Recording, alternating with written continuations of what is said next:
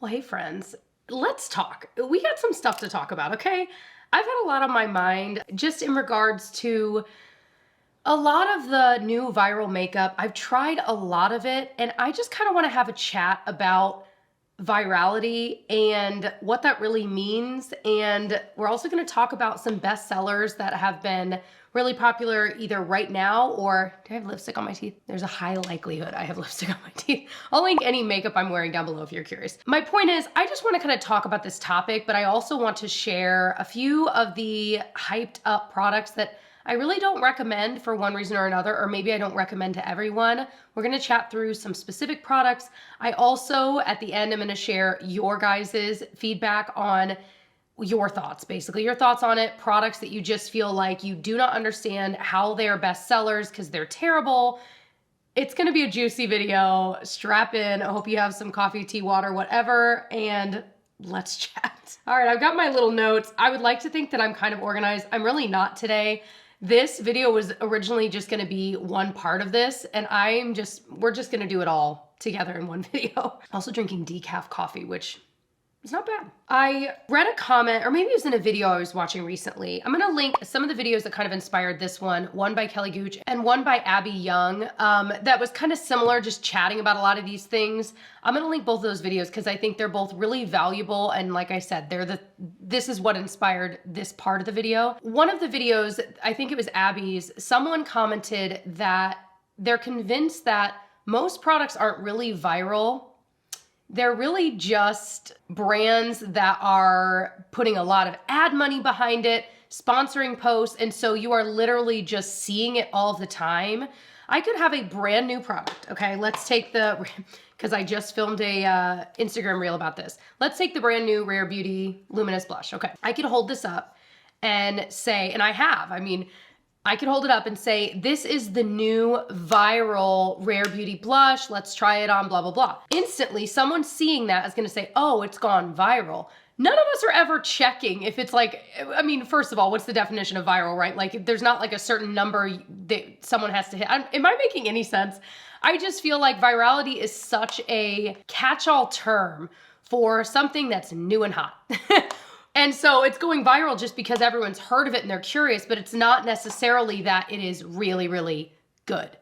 And I think that's where, I hope that my channel or my Instagram Reels, I'm trying to really build up some steam behind Instagram Reels and TikToks and making like multiple of them a week, just focusing on one product and my thoughts and being honest. And I believe everyone I watch on YouTube, I genuinely believe is honest about what they're trying, their thoughts. I feel like most people are. There are always gonna be those bad eggs. We were going down a rabbit trail, but there are always gonna be those people that aren't for one reason or another. But I would like to think that most of the people I'm watching are being honest about their thoughts on products, whether it was sent to them in PR or not, whether it was sponsored or not, etc. And most of us have been doing this long enough that I feel like if I were just starting now and brands were reaching out to me to sponsor me, it would feel like, well, what am I doing? Like, I guess yes, but like, I need to try the product. You would almost be nervous to ask the brand for certain things. Doing it for 11 years, as I have, I am pretty demanding with brands like, no, I don't want to work with you. I've never tried this product, or I would like to try it for a few months, and then maybe if I like it, we can maybe talk. Whereas if this were brand new to me now, I would feel so overwhelmed, and especially with so much in this landscape. 10 years ago, it was not the same. What am I even talking about? Are you guys still with me? I just feel like there's so much up there this week that I just want to get out in this video. My point is, virality is kind of misleading, and I'm guilty of it too. Like, I'll say in videos like, this is the new viral whatever, because it's a certain product that I've seen in so much of my feed, so much of like the YouTube videos I'm watching are talking about it. So in my mind, I would say that's viral, but in your mind, that might be different. But either way, I definitely agree that a lot of products that are going viral probably just had a lot of ad spend money behind it. And I can't fault brands for that because it makes sense, right? They're trying to sell their product. That is the job. Anyway, I will give credit where credit is due, that new products, like for example, the Milk Makeup Cloud Glow Primer. I was just talking about that today too in a reel. And to me, it's kind of one of those products that's a little gimmicky. It's okay. But what I have found really odd is that let me describe my feelings towards it first. I feel meh about it. I don't think most people need it. It's a really lightweight way to moisturize because it kind of feels like water once you blend it in. But for me, using that in conjunction with sunscreen and then putting foundation, it's just a step that's really not, it's kind of pointless for me. And I think it's pointless for most people. So it's a cool idea, different vehicle, like different texture of things for a primer that's kind of fun and inventive. Although I do feel like there was a priming whip. I want to say it was from like Origins or a brand like that years ago that I really liked. It was a little different, but similar idea. Like a priming mousse. Point is, when you read the reviews for that Milk Makeup Cloud Glow Primer on Sephora, on Milk Makeup site, it's got splendid reviews. Hundreds of them, thousands of them, 4.8 stars. Like every single one is like amazing, makes my makeup last forever. It's blurring, like things that I'm not even sure that it really claims to be blurring, because it's definitely not. Maybe it does, but I'm just saying, the reviews are glowing. One thing I've definitely noticed, and I'm sure you guys have too, is that a lot of sites are now showing when someone was compensated for a review in one way or another, whether it was that they received free product in exchange for a review on their site, or they were literally compensated. So it's nice that at least that's marked now, but even the ones that weren't, I mean, the reviews are glowing, but then when I try it, when I watch other creators try it, seemingly everyone kind of feels meh about it. So I just find that really interesting. That's all. I just find it interesting. So obviously my job is trying makeup, or at least part of what I do here. I've been doing this for so long. I still love doing it, and I have no intentions to stop trying new makeup, etc. But I can definitely get in that mindset where you feel that pressure to kind of keep buying all of the new launches. And while I do definitely buy new launches and try them out, I find that I have to stop myself from, like, I don't need every single new tinted SPF that comes out. It's my favorite thing in the world. I do not need all of them. One thing I try to point out in videos as well is, obviously this is my job. So what I'm buying is not the amount of products that like someone watching the video should probably be buying. You know what I mean? I mean, you do you, but one thing I always ask myself is this a product I can actually see in my normal routine? So if I'm doing my makeup the way I typically do it, where would this fit in? And the Milk Makeup Primer is like the star of today's video, because it is one of those things that I bought it anyway because I was like, I just really want to try it and let you guys know my thoughts. But when I would look at my routine, I didn't know where it would fit in, because pairing it with SPF I don't think works very well. It's okay. So it just is one of those products that, again, it doesn't really fit in there. So I feel like that's a healthy question to ask yourself when you're looking at new launches. Like, A, do I already have 16 lip oils? Do I really need another? B, you know, this blush type, does this fit into my routine? Do I ever use a glowy blush? If not, maybe you don't need the new Rare Beauty Luminous Blush. So I was going on Ulta and Sephora and sorting by I started with their best sellers. And I was looking through, and first off, I'm always fascinated. First of all, Ulta's site is still a nightmare. If you ever buy from them versus buying on Sephora, Ulta's website is awful. It crashes all the time. I'll add things to the cart, I'll sign in, it signs me out like right away. It is, I don't know what in the world, who they have doing it. Like, Sephora's site feels so much more user-friendly and well-made. Ulta just needs like carte blanche, like start over. That's just a sidebar. But anyway, going through, I noticed on Ulta's bestseller list, most of the products were products that have been bestsellers for like 10 years. So long. Whereas Sephora's bestsellers, there was a sprinkling of products that have been popular for a long time, but a lot more of their bestsellers were products that were maybe newer in the past couple years. So that was just kind of interesting. I always wonder on the back end, and maybe some of you guys know the answer, I always wonder if they are curating what's on their bestseller page, or if it really is the actual numbers, like it's genuinely, you know what I mean? Like, are they curating it? I wonder if Sephora curates it. I don't know. Are there laws against that? I have no idea. I doubt it. It's kind of like within magazines, you know, like brands will pay to be, you know, featured in an editor's pick for whatever. Anyway, so let me de-influence you from a few products that, these are newer ones. A few of these have been on the bestseller list for a while, but a lot of these were more on like the new and viral type pages on Sephora and Ulta. First off, let's start with the Sol de Janeiro Rio Radiance Body Sunscreen. Okay, I just bought this. I'm gonna de-influence you from buying it if you don't want to smell like vanilla tobacco, do not buy that product. I put that stuff all over me the other day because it's sunscreen, right? You're wanting a nice thick layer. I walked into the room and I was across the room from my 5-year-old and she said, "Wow, mommy, what do you have on? I can smell that from here." And I'm like, "Yeah, it says body, lotion, whatever." And she goes, "Oh, wow, it kind of smells good." And I'm like, "Yeah." So it smells like the Charosa, whatever scent that's apparently a bestseller. It's not a favorite of mine from the brand. And it really does to me smell like vanilla tobacco. It's too strong. And the brand Sol de Janeiro. I always say Rio de Janeiro, but I was told once it's Janeiro. Now I'm being told it's the other. I don't know. My point is, a lot of their products from the brand are very fragrance. That is their thing. So you kind of know that going in, but allow me, if you've been eyeing it, I just wouldn't. For your sunscreen, you don't need that much smell from your sunscreen. You just don't. It was strong, you guys. It was like unbelievably strong. The e.l.f. bronzing drops. Let me ask you this. How will that fit into your routine? Do you use bronzing drops? Will you be applying them like first before foundation? Will you be wearing it alone? Will you be mixing it in with a moisturizer? The only way I could see myself using a product like that, because I used to have the Drunk Elephant de-bronzy ones that undoubtedly inspired the e.l.f. ones, and I never used it. It just didn't, again, it didn't have a place in my routine. So the only way I could see myself using them would be if I mix it in with the foundation to maybe darken it a bit for like when I've self-tanned, whatever. That's about it.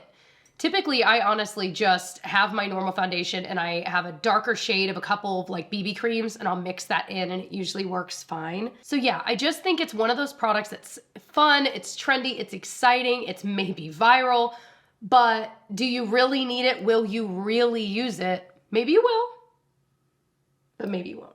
I need to clean my brushes here. Oh my gosh, yikes. The Milk Cooling Water Jelly Blush. Again, Milk makeup, yet again, kind of blazing some trails, doing something different. Applause to that. I think that is so fun, so exciting. There's a reason this got so much attention because there's really nothing like it on the market, kind of.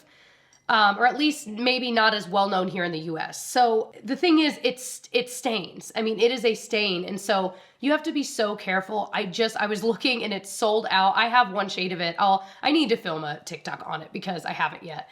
It just stains so easily. And I think for 98% of people, why invite that kind of stress into your life? Why invite that kind of stress? Like, it is so, like, you put on one dot and you ain't moving it. Like, you've got about 0.5 seconds. Like, you have to be so particular, so careful. There are way too many other blushes out there to allow yourself that kind of stress. So it's fun, it's trendy, it makes for a cool picture, but I don't think it's right for most people. I just don't. The Urban Decay Face Bond. I have not tried this, so I'm de-influencing from a distance because I have not tried it. But my question for you is, do you like, and let me make sure, hold on, let me make sure I'm speaking from a correct place. Do you like a matte finish? If you do not buy this foundation just because it is new and exciting and you're hearing people talk about it. I instantly added it to cart. I saw a couple of my favorite YouTubers trying it. It looked really good on their skin, so I was like, okay. But then as I'm looking in, and I'm glad I double checked again, it's matte. And I'm like, I don't like matte finishes. I just don't. It's not, for whatever reason with my skin, when I see myself in lighting, when I have matte skin, I don't typically like it. So I'm not going to allow myself to want this just because it's new and hot and everyone's talking about it, when I know for me, it's not the right kind of foundation. So if you are curious, it's waterproof, which is pretty cool, especially heading into summer, medium coverage. There you go. Now, never say never. I mean, it is my job. Never say never, but I just want to share that, Okay, the Fenty Gloss Bomb Heats. Those were on the bestseller page, which I kind of thought was interesting because these are the kinds of glosses that make your lips burn. I'm not talking like that tingle, minty. No, I'm talking like red hot, wet that you rubbed on your lips and made them burn, that kind of burn. I tried them once, never again. So if you know you're not gonna like that, I would avoid no matter what. They can look beautiful on, and they do, but I'm telling you, the pain is high. And I think for me, like, there are great lip plumping products out there that it doesn't have to feel that way. And unless you're like into that, I just wouldn't. I would do anything else. My pain threshold is pretty low. Okay, well, obviously the Milk Makeup Cloud Glow Primer, I don't need to dwell on it. It's the one that's foaming. I think it's only for you if you just want that really thin layer of hydration. But I think for most people, it's just not gonna fit in well with a routine, especially an already established routine. I read a lot of comments of people saying it'd be better for like 13 or 14-year-olds. And I thought that was interesting, and I can't decide why people think that. Maybe just because it's kind of like trendy and fun and different. But like the usefulness of it, I'm not so sure of. And I'm still confused by the hundreds of very, very positive reviews for this product. I kind of hinted on this one too, the Rare Beauty Luminous Blush. I don't think it's for everyone. I'm wearing it today. It's pretty, okay? It's pretty. But you have to be very careful. And again, for me, trying to get ready quickly, I'm gonna reach for anything else. So it's not that I'm gonna get rid of this. I still do use it. I just have to be very, very careful and blend it in. And I think when you are careful and blend it in, it's beautiful. But I don't think everyone needs this. There are plenty of glowy blushes out there that are maybe a little easier to work with that are drugstore price too. Bonus points. So I wanted to share your guys' thoughts. And some of these were juicy. They were just juicy. Okay, Music in June said, the Tarte Click Lip Plumper, it's so sticky. Okay, I have to say, that one is definitely like on the bestsellers lists. I still really like them, but I agree. They are straight up thick and goopy. Thick and goopy. If you are not into that, you would absolutely hate those lip products. I'm into it like I'm literally wearing a thick and goopy lip right now. I'm kind of into it, but I do, you know, you kind of gotta be aware of like where it is, especially if you got a color that was even more pigmented. So I can understand where that really is not for everyone. Daisy NJC said, Pillow Talk lipstick, it's too dry.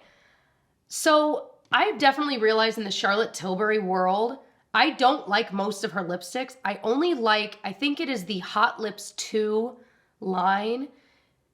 Like my favorite lipstick, I think of all time, is the shade In Love with Olivia. It's creamy, it's comfortable, it's pigmented. But yeah, the ones from like her original line, they're okay, but I usually feel like I have to have a gloss on top to make it look nicer. So I agree with you. I think most of her lipsticks are a little bit too dry. Austin Off Nick said, literally any lip mask, all I need is Aquaphor. Amen. I love lip masks, okay? I really do, but I will always go back to Aquaphor. Like at night, I've brushed my teeth, I've done my skincare, and I have got my tub of Aquaphor, and that's what I'm putting on my lips. I have just found over the years, I enjoy lip masks during the day, like maybe in the morning when I'm getting ready or just throughout the day. But for overnight, I've always used Aquaphor. I really don't have any issues with dry, cracking lips or anything like that. I just have lined lips, but that's just heredity, baby. Kellyanne DeCarlo, hey girl, said, NARS concealer has always creased on me. I don't get it. I will say this. I've liked the NARS creamy concealer over the years, but the more I've used it more recently, the more I've realized there are just better concealers out there. One of the best things that's happened is a crazy amount of competition between makeup brands because everyone's formula has improved, especially in the drugstore. And so I just feel like there's just better concealers out there. The NARS one I do feel like for decades got so much hype, and I'm not sure it ever deserved as much hype as it got, but I did like it, but it's not one I reach for now regularly. I'll link my two favorites, a cheaper one and a more expensive one, that are my holy grails down below. Most of you guys know what they are. Comment below. Which two do you think it is? I bet you already know. Okay, a lot for the NARS concealer. Jess Kitty said Milk Makeup Jelly Blush, yup. A couple people said the Tower 28 mascara, which is actually my holy grail. I've bought like 5 of those at this point. But here's one thing I think that gets lost in our algorithms on social media where you're being fed all of this, especially if you're in this makeup-y world, which you probably are if you're watching this video, or at least you're interested in it. I feel like we all have such different skin preferences, like how sweaty do you get around your eyes? That's gonna make, well, in my mind, that's what makes your mascara kind of smudge. My mom always has mascara smudge. I don't typically have that issue. We're all just built differently. And so I think what gets lost in translation is that someone can pop on and say, this is the best foundation I've ever used. Like, wow, look how amazing it looks. It's so great. You should try it. And then you try it and you're like, oh my gosh, this is awful. Like, how did she like that? There's this gray area of like, people have different skin types. So what someone is raving about and loving, you might absolutely hate. And I think it's important to remember that. I know we all know that, but it's important to think about that from time to time, because even with things like mascaras, we can all have very different experiences. That is the best mascara in the world to me. Kirsten Anderson once said, literally any bronzing drop. Yeah, again, I think it's more for me just not really having a place for how I would use it. Have I said that enough? Okay, I hope I say your name correctly. Lauren McGonigal said, literally any primer, just use SPF and moisturizer, people. I agree. Like, there are very few primers I still even use because I'm pretty much just using my SPF as the primer. Like, I need that more than I need a primer. So it is kind of interesting how primers really have fallen off the wayside, which is what's even more incredible that this Milk primer has done as well as it has. The Northern Prepster said, Benetint, it's never blended well for me. Same. You guys remember the Benetint? It's still around. It's still, I mean, I think it's still considered a bestseller. I don't know who's using that and how they're using it, but I have never gotten that to work for me. And when I would put it on my lips, like for that use of it, I never liked the way, I've realized I don't like the way my lips look with a stain. It always turns the same shade of pink and it doesn't look flattering on me, in my opinion. It's Ashley Basinger said, Natasha Denona palettes, I have a couple and I never reach for them. Okay, I know what you mean. If you saw my eyeshadow palette declutter and collection video, I talk about my favorites. I got rid of I think I did the math. It was 85% of my eyeshadow collection is gone. I only kept what I really, really love, and that includes getting rid of Natasha Denona palettes. The only one I still have is actually what I'm wearing on my eyes, the Glam palette. But even still within this, I really, really like it, but there are still colors I'm just never gonna touch. But I know what you mean. I felt a certain way when I've used Natasha Denona palettes where I feel like, I don't know, it looks good when you're looking at it and the colors go well together, but then when you're actually doing your eyes, I always feel like, and I end up doing a very similar look. That's probably just a personal thing, but I don't know. Maria for UCLA said, any and all Tom Ford products, why? Listen, I'm still mad that I yet again bought an eyeshadow quad from Tom Ford and it yet again still was not great. I cannot believe the price tag for the most mediocre, if not lower than mediocre shadow. I thought for sure over the years they would have improved the formula. No. They did not. I don't get it. I don't know. Maybe the quads I keep picking out are not great, but either way, when you are charging that price for an eyeshadow quad, all of the quads should be good. They should all be the same quality. It shouldn't be well, maybe we should pick this one. No, they should all be good. Are you kidding me? If I spent $5 on it and some of them are good, some of them weren't, okay. But 85 or whatever, come on. I will be taking no excuses from you, Tom Ford. Amy Surgeoner said, Natasha Denona High Glam Concealer. Listen, we're gonna have to get into fisticuffs about this one because that is so good. And I don't say that lightly. I know. I feel like generally most people, when they tried the Natasha Denona, which really is my favorite, like it a lot or love it. But there's always the people that it just doesn't work for you for one reason or another. I'm fascinated that people don't like it because, again, if that were the only concealer I have for the rest of my life, I'd be like, okay. I've already repurchased that one. All right, we're gonna end it there. This was so much fun. If you enjoyed this kind of chatty style video, I know it was a mix match of so many things, but I just love chatting with you guys and hanging out and chatting about things I love or that annoy me, including in the makeup and beauty space. If you did enjoy it, definitely subscribe. We do chatty videos at least once a month. Sometimes twice. I do my coffee chats. I do vlogs where I show you just what I'm doing behind the scenes in my life and what it's like to do what I do as a content creator. I'm in the middle of filming a vlog right now, actually. I'm always in the middle of filming a vlog. What am I talking about? But of course, I also do trying new makeup videos, drugstore dupes, all kinds of stuff like that. I would love to have you join our family by subscribing. My name's Jessica, by the way, if I didn't say it. What's up? I mean, I guess you could have seen that below if you are new. Anyway, thank you for watching all the way to the end. If you did watch it, you get to join our secret club. Put, it's a cloudy day. Do 3 cloud emojis down in a comment if you watch all the way to the end. I'd be very, very surprised. And if you want to be a part of the conversation next time, definitely follow me over on my Instagram. It's Jessica Braun, B-R-A-U-N over there. As I mentioned, I'm posting reels over there of quick makeup reviews and applications, kind of get an idea of how I'm feeling about certain products. If you trust my opinion, if you don't, I don't know, maybe you're not into that. And of course, I'm always posting over on my stories over there too. Thank you guys so much for watching and I will see you in my next one. Bye.